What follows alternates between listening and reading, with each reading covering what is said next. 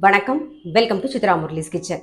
நம்ம இன்னைக்கு மிளகு அடை எப்படி பண்றதுன்னு தான் பார்க்க போறோம். இது கார்த்திகை தீபத்துக்குள்ள மிளகு அடை பண்ணுவாங்க. ஸோ அதுதான் நம்ம பார்க்க போறோம். இப்போ ஒரு கப்பு இட்லி அரிசி, அரை கப்பு பச்சரிசி, அரை கப்பு உளுத்தம் பருப்பு, 2 டேபிள் ஸ்பூன் பருப்பு, 2 டேபிள் ஸ்பூன் கடலைப்பருப்பு.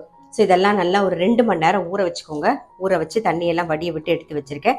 இப்போ இதை நம்ம காரத்துக்கு மிளகு மட்டும்தான் நம்ம சேர்க்க போறோம், வேற எந்த காரமும் கிடையாது. ஸோ மிளகு சேர்த்து அரைச்சி எடுத்துக்கலாம். ஒரு 2 டீஸ்பூன் மிளகு சேர்த்துக்கலாம். சின்ன ஸ்பூன் போடுறதுனால கொஞ்சம் கூட போட்டேன். நல்லா 2 டீஸ்பூனுக்கு மிளகு எடுத்துக்கோங்க. மிளகு சேர்த்து ஒரு ஓட்டு ஒட்டியாச்சு. தேவையான உப்பையும் போட்டுட்டு ஊற வச்ச அரிசி பருப்பெல்லாம் சேர்த்து அரைச்சி எடுத்துக்கலாம். ஆமாம், குறை குறைன்னு அரைக்கணும்.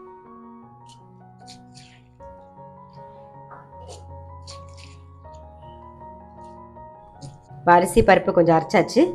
பேலன்ஸ் இருக்கிறதையும் சேர்த்து அரைச்சி எடுத்துட்டுருவோம்.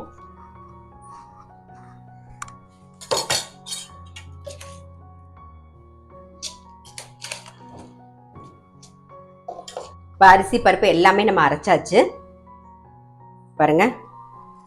இப்போ பெருங்காயம் சேர்த்துக்கலாம்.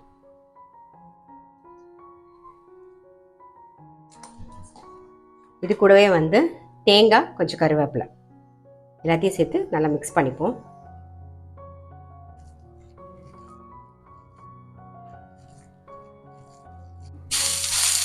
கல் நல்லா காஞ்செடுத்து மாவும் நல்லா மிக்ஸ் பண்ணியாச்சு. நம்ம தட்டிடலாம்.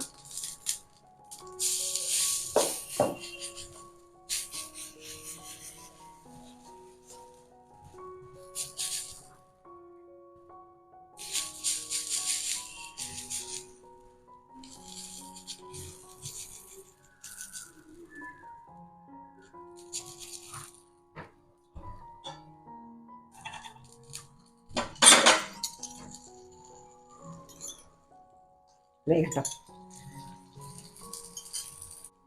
மூடி வச்சிருவோம். நல்லா வேகட்டும். இது கார்த்திகை தீபத்தன்னைக்கு கார்த்திகை மிளகு அடை அப்படின்னு சொல்லி பண்ணுவோம். ஸோ அப்பையும் பண்ணிக்கலாம். நார்மல் டிஃபனுக்கு கூட நம்ம இது பண்ணலாம். இது இப்போ அடை சாப்பிடணும்னு நீங்க நினைச்சீங்கன்னா பிரேக்ஃபாஸ்ட்டுக்கு ஓகே. ஏன்னா அடை கொஞ்சம் ஹெவியா இருக்கும் இல்லையா, பிரேக்ஃபாஸ்ட்டுக்கு ஓகேவா இருக்கும்.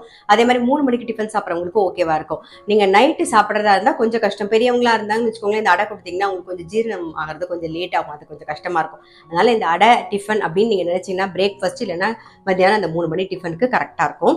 இப்போ நல்லா வேகட்டும். வெந்ததுக்கு அப்புறமா நம்ம திருப்பி போட்டுக்கலாம். பாருங்க, வெந்திருக்கும். திருப்பி போட்டுடலாம்.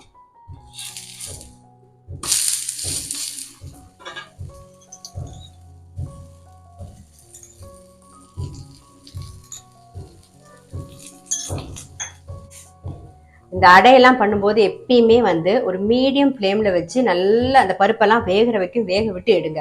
இல்லைன்னு வச்சுக்கோங்களேன், வயிற்றுக்கு நமக்கு ஒத்துக்காம போயிடும். அதனால ஜீரணம் ஆகிறது கொஞ்சம் லேட் ஆகும். அதனால நல்லா வேக வச்சு பொறுமையா வாத்து எடுத்தீங்கன்னா அவ்வளோ டேஸ்டா இருக்கும்.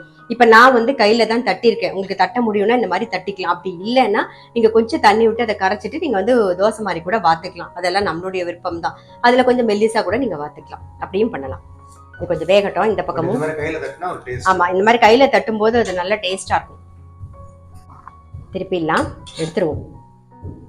பாருங்க, நம்மளுடைய மிளகு அடை ரெடி.